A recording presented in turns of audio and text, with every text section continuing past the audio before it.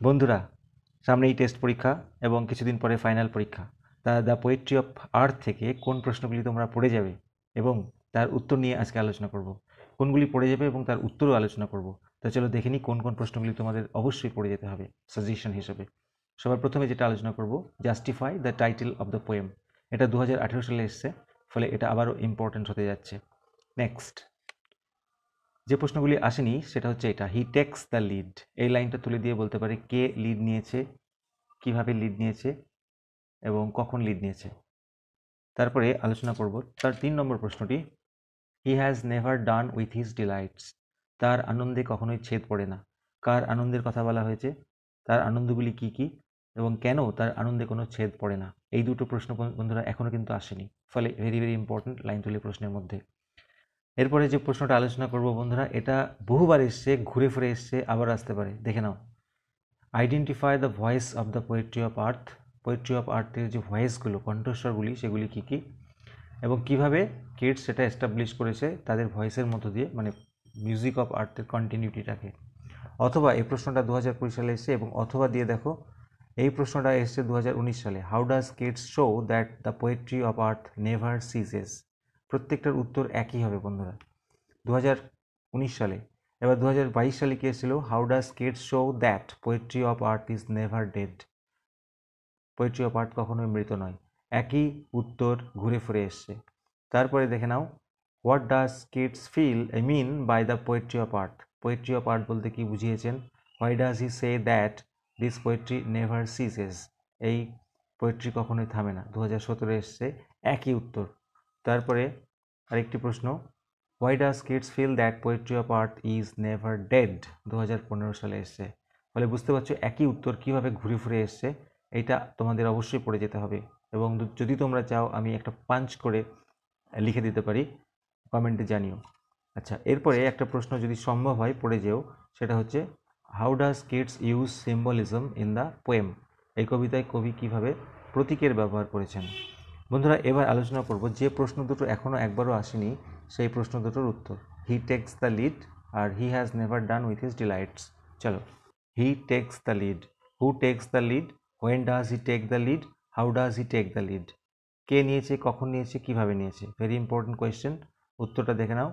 In Keats's poem the poetry of earth, the grasshopper takes the lead.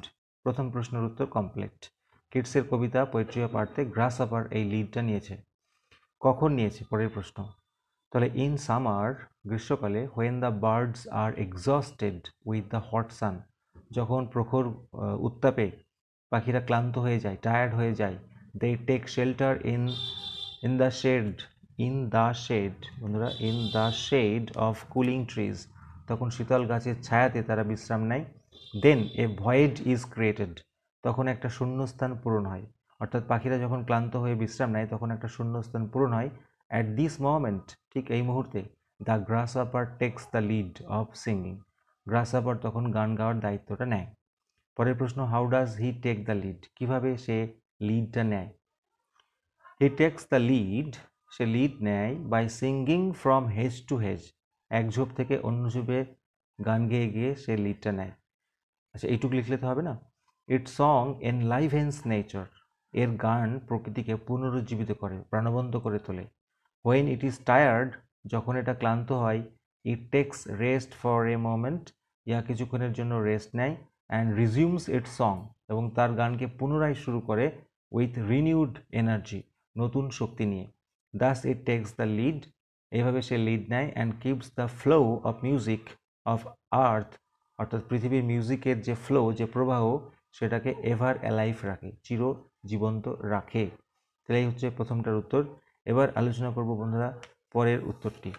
He has never done with his delights, তার আনন্দে কখনো ছেদ পড়ে না। Who is he, সবাই জানি। হোয়াট আর হিজ ডিলাইটস, তার আনন্দগুলো কী কী। Why has he never done with his delights, কেন তার আনন্দে ছেদ পড়ে না। তাহলে উত্তরগুলো দেখে নেওয়া যাক।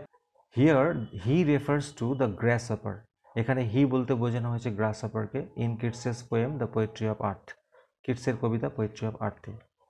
তারপরের প্রশ্ন, the grasshopper flies from hedge to hedge about the new mown mead in summer, তাই না।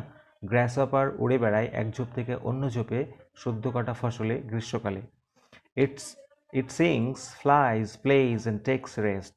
ইহা গান গায়, ওড়ে, খেলা করে এবং বিশ্রাম নেয়। These are its delights. এগুলি হলো তার আনন্দ। তাহলে প্রশ্নটা ছিল হোয়াট আর ইটস ডিলাইটস, উত্তর হয়ে গেল। তারপরের প্রশ্ন আলোচনা করব। দেখো প্রশ্নটা কি ছিল? প্রশ্নটা ছিল why has he never done with his delights. কেন তার আনন্দের ছেদ পড়ে না?